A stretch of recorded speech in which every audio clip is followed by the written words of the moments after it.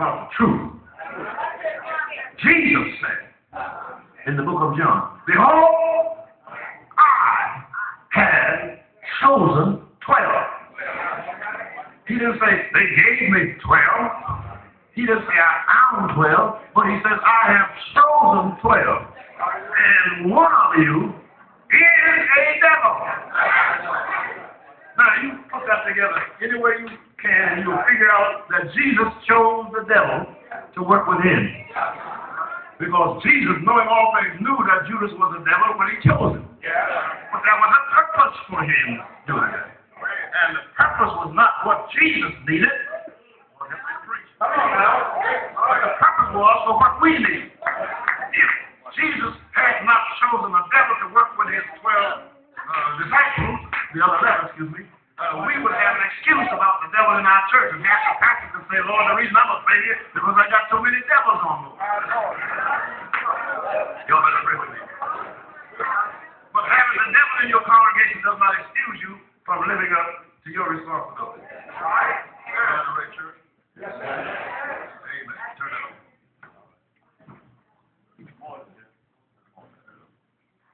It does not excuse you from your responsibility. Am I right? Now let me say this to you. I'm going to be through. I hope I am.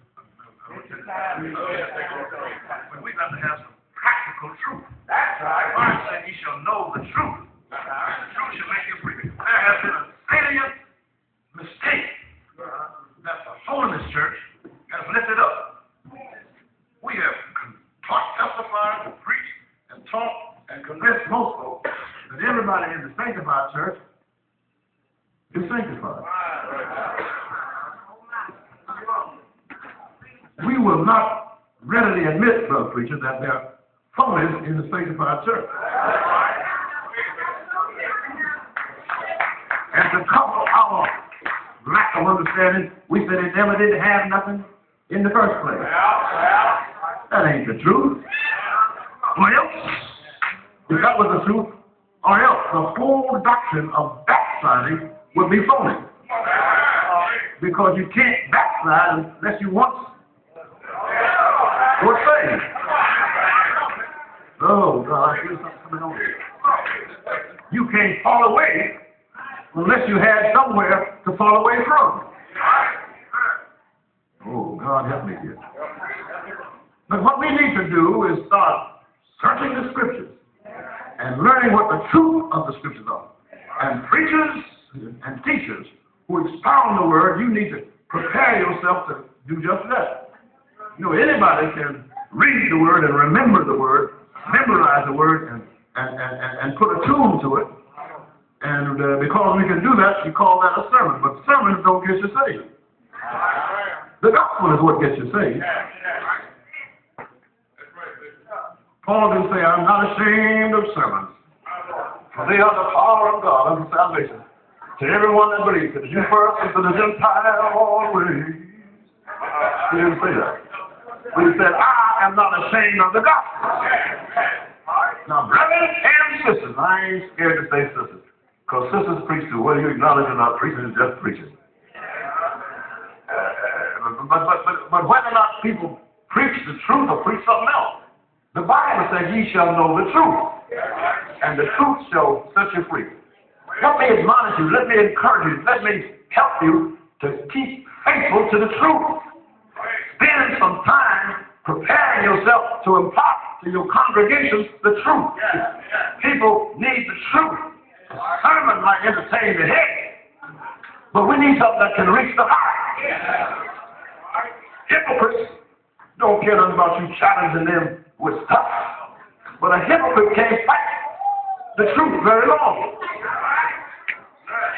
Oh, yes. If you bring some hypocrites on board, you'll make a terrible mistake to stand them up and pull them out and point them out and indict them and try to put an act on them. That ain't the way to get them.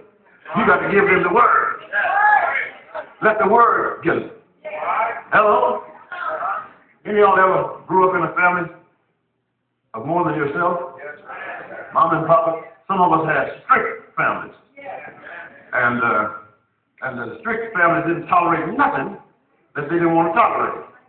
But it took them a long time to learn, but you soon found out that a good whipping won't necessarily make you a good person. You know, I could take a little time and point you out some tricks that young people pull to withstand and survive spankings, whippings, or whatever you want to call them. Mamas, they did some stuff on you that you didn't know they were doing. Some of them started hollering before you hit them. You haven't struck the first blow, and they screaming like you're killing them.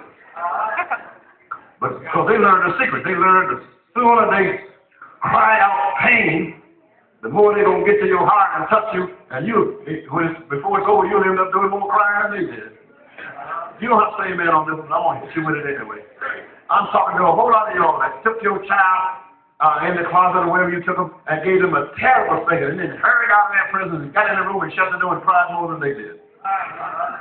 Because it hurt me to hurt my child. The Lord said, spare the rod and spoil the child. Oh, I know you have a certain empathy and feelings for your children, but to punish your child ought to be done in love and not in contempt. The reason you feel so bad is because you let your own self get out of control. You're wrong to get mad enough at your child and whip them. You're wrong to get upset with them enough to disturb their peace, but you have to have a sober discipline. Now, I don't know about your mamas and papas, all I know about is mine. And the kind of parents that I had, the more deep you got in trouble, the more they were cautious about dealing with you. When they discovered that they had to really handle you, tie your jacket up, as the saying goes, brother folks, you might have done it at 11 o'clock in the morning. And they came home and discovered you'd done it. And he says, I'll get you later. And they let you go all afternoon. And you get to the evening meal, and they feed you a good meal. And they let you do whatever it is you do before bedtime. And after a while, they say, bedtime. And you go to bed. Am I right, church? And you climb up in the bed and say, phew, I made it. Just about the time you think you made it, that's when judgment comes. And judgment pulls the covers off. And judgment has been conveniently provided with your naked meat because they let the cover it. Lord help me. And just when you thought you had escaped, that's when the wrath came. Am I in the right, church? So God knows how to help us. I got to get through with this. He knows how to help us. And our text states that He said that He would be with us always, even until the end of the world. This is God's plan for us, God's program for us. And so we've got to let God move in on us. How many of y'all want to be saved? How many of you want to please the Lord?